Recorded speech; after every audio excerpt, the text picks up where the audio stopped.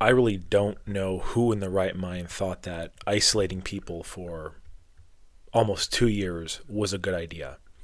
Now, I've done research into this topic of isolation, stuff like that, and I'm someone who was always, I would say, more of an introvert growing up. I wasn't the most sociable person, but I was never fully isolated.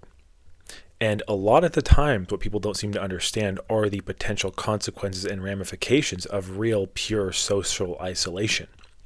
Like a lot of people in the streets, in the city I'm in, there's a big kind of population of people on the street. A lot of the times people think that their mental illness or behavior is substance induced, but a lot of the time it's actually isolation induced. They start to go crazy. And even I used to listen to a YouTuber who was in prison, and he luckily was able to change his life around. That's kind of what his channel was based on, was life after prison and stuff like that. And he talked about how he would be near people who were in solitary confinement, where they had complete social isolation, and they would be losing it. They would be screaming, yelling, banging their heads on the walls. And since the kind of opening after the lockdowns, which in my city, we had probably stricter rules than a lot of other cities across the country.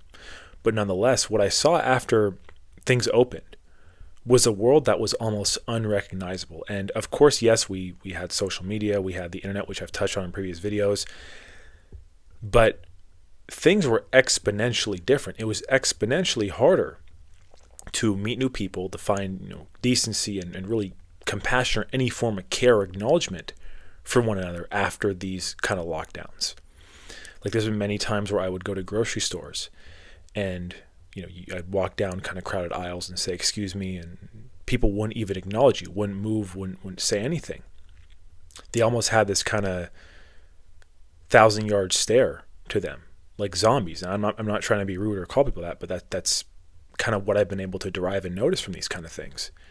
Like even I would leave the grocery store and security guard at the door, I'd try to acknowledge them, nod my head at them, anything, and same thing. They'd have this 1,000-yard stare of really no care in the world. Another thing I noticed too was this big lack of honesty, but also lack of trust among people.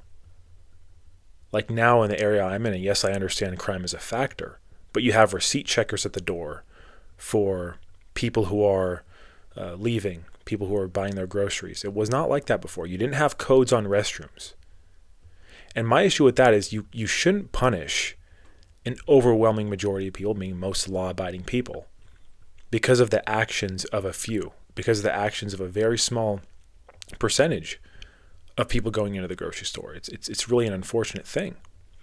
Like even if you guys are familiar with the Seattle area, we have a Target right in the heart of downtown Seattle. Though I believe it's First and Pine or First and Pike. And literally every single thing in that store is locked behind glass. I'm not kidding. And of course, when I was growing up, we were all growing up, jewelry, high dollar items, video game consoles, yeah, those were locked behind glass. But I'm saying every single thing. Toothbrushes, toothpaste, anything you could think of is locked behind glass. And I think that's too why you see a lot of people not wanting to even go out anymore. There's been many times where I've kind of pulled up to a supermarket and I'm like, I don't even feel like really dealing with it. I don't feel like dealing with the rude people. I don't feel like dealing with, the kind of lack of acknowledgement or respect for one another, the disrespect. But which is a shame, because what we should honestly do is no matter what, do not lower yourself to that. You should still smile at people, still greet them if you can. Don't let these external things affect you. But I'll be honest, there are just some days where maybe I'm feeling a little bit just not in the mood or whatever, and I'm just like, I don't even want to bother with this. Unless I really need groceries, I don't want to bother with it. And I remember too, when grocery stores and things used to be 24 hours, when you could go to a Kroger, depending on what state you're in, or a Safeway, or a Metropolitan Market at any time of the evening. Now, a lot of them, they close at 11, 10 p.m. even. So if you're someone who gets off graveyard shifts, works very late nights, and you need groceries, water, necessities, you're going to have a hard time with that. Because things aren't open as late as these. So I remember even 24-hour fitness. I don't even know why it's called that anymore. Because a lot of the locations, they close at like 9 p.m. I've seen in some cases. Yet it's still called 24-hour fitness. Before the lockdowns, every single 24-hour fitness was, as advertised. It was 24 hours. That's something that's very different now. something that's very different. And even to touch on something else too, with the whole lack of trust, I know this has been a thing for some time about mechanics or people like that kind of cheating people. My little brother had recently gotten a car from a dealership, and he heard some screeching on the brakes when parking the car. And this was like right after he bought it, essentially. And he had taken it back to them and told them about it, and they had told him that, oh, well, these are performance brakes and this is normal. I mean, that to me sounds like the biggest gaslighting I've ever heard. To say that that's normal for those kind of tires. It still does that. If he parks the car reverse it, it's still doing that. It's not, I wouldn't consider it a performance vehicle. It's an SUV. It's not a super tuned up SUV or anything like that. It's a daily commuter. So I don't see how that could really be the case at all. And even with trusting people, I'm tired of every single thing being about money or some kind of monetary exchange. You know, I had a friend of mine when I was around 21, 22, which, you know, was a lot less mature back then. I didn't really know to appreciate certain things. But he was from Iraq, so he grew up in a very different culture. And I remember he had given me a ride somewhere, and I instinctually kind of offered him $20 for gas, and he looked at me and just said, dude, you don't need to pay me for that. You know, I'm your friend. I'm doing this out of care, out of wanting to help you, out of wanting to spend time in the car with my friend and talking. That's worth more than any amount of money. And I don't see that enough nowadays. Again, this is someone from a different culture, a different mindset. I see a lot of times now it's like, oh, you give me a ride to the gym and I pay you for gas and then I buy you food and this and that. That there has to be some form of exchange. And even with the money stuff, what these lockdowns stuff created, the cost of things just getting way too out of control. Way too out of control. Like I used to go to the grocery store. I remember my parents would go on vacation when I was younger. This is around probably right before the lockdowns or a few years before then. And I'd be able to spend $35. I'm not exaggerating. $35 for a week's worth of groceries. Now, yes, I was being pretty strict and clean with my diet. I would get chicken breast back when it was $1 or $2 a pound. I would get bulk amounts of rice and beans, and that would be enough. But nowadays, the times I've been at the grocery store, I'm spending like $80 a bag now on groceries. That's really a shame. You know, it's horrible that we're in a case where so many people are struggling. So many people are anxious. So many people are angry. And, you know, we can talk about the social media phones. I'll touch on that a little bit too. I've touched on it in previous videos, so I don't want to make this video about that. But even the other day, I was at Macy's with a buddy of mine, and there was a father going down the escalator, and he had probably a 4 or 5 year old son with him. The whole time, he was looking down, glued on his phone. Meanwhile, his son runs ahead of him, is running amok around the store, just running up and down the Macy's department store, down the aisles. And I'm thinking to myself, like, dude, get off your phone and watch your kid. I mean, God forbid anything happens to that kid. I've heard of crazy stories, stuff like that. But it's like, dude, put the phone down and watch your kid. Why is your 4 or 5 year old son running around the store, running across the store while you're sitting there gluing your phone? The guy gets up, he's like, oh man, he's like finally back to reality. He wakes up and he gets his son and gets out of there. I see that way too much now. Way too much now. You know, and it's the point where with the social media stuff, you know, I don't want to sound like a hypocrite. I have a problem, as many people do, with it being addicting. But ultimately what that comes down to is discipline. The discipline to get off social media. There's no excuse for it. You know, I'm certain, and from what I've heard from other people, that getting off that stuff, you're going to feel your mental health get better. My little brother was wrongly, which I've heard of a weird glitches and bugs like that. He got his account back, was wrongly suspended on Instagram.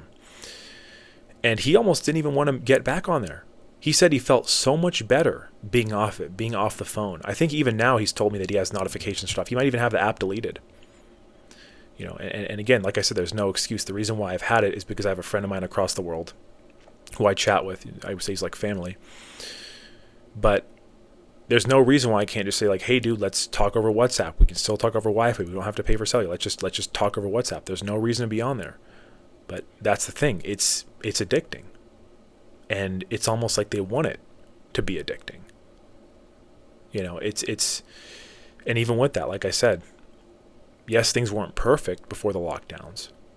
But with the phone stuff, even with the internet stuff, yes, it wasn't perfect in 2015, 2016, 2017, whatever. Things got exponentially worse after 2020. And even still, the way people would kind of enforce these things, the policies and stuff like that, which I understand there were things going on. But I remember I was in a ferry boat. I was going to Orcas Island one morning. This was 5 a.m. Most of the people that are on the boats that time are contractors. They're usually sleeping in their cars, actually, so don't even get out of their cars. I was the only person in the lobby besides one of the employees that was there. And I remember she had told me to put one of those face covers on. And, I was just thinking to myself, I'm like, I'm the only person here in this lobby, yet people were so manic about this stuff. Again, there's effects of not seeing people with genuine smiles. I still see people nowadays wearing those, driving by themselves, wearing those. I guess it's a thing out of habit now.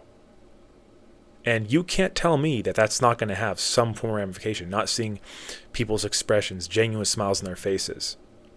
Because let's not forget, too, even if you're talking to someone, again, why I don't like really even talking over text in general, the tone in someone's voice, the look on their face, their body language, there are certain things that are going to be derived and going to be interpreted because of those things. If you can't even see the expression someone's making while in a conversation with them, it sometimes can be hard to see where the conversation is going, where their tone's going, how they're feeling about certain topics. It's really a shame. It's again, guys, I don't think people seem to understand just how damaging things were. 2020, as far as I'm concerned, is when it really started to change. Even when they started opening up again, I remember I was at the gym, and I was not aware of this at the time, but they had some kind of policy where they would allow a certain amount of people in, kind of in sets of a certain amount of people at a time for 45 minutes, then they had to go, and it'd be the next group of people, they'd be waiting in the front. I was not aware of this at the time. And I remember one of the employees very rudely came up to me and said, "You got to go," kind of when I was in the middle of the set. And I was, I quite frankly didn't appreciate the tone and the manner. And again, this 6 feet thing, yet he's like 2 feet away from me. And while I'm in the middle of the set, kind of getting in my face, telling me that I have to leave there. And I wasn't aggressive back to him. I almost thought the guy was trolling me, or it was some kind of prank. I'm not kidding. But just seeing the way people were acting and stuff like that after, I'm like, man, this is not normal. Man, it's a shame. But like I said, no matter how it is, we just have to not lower yourself to that. Like I mentioned, still smile at people and acknowledge them if you can. Still try to be decent. Have care, empathy for one another, because those are things that I'm unfortunately seeing that are more scarce than they should be. But as always, guys, appreciate you for viewing the video. Hope you guys have a good one. Thank you.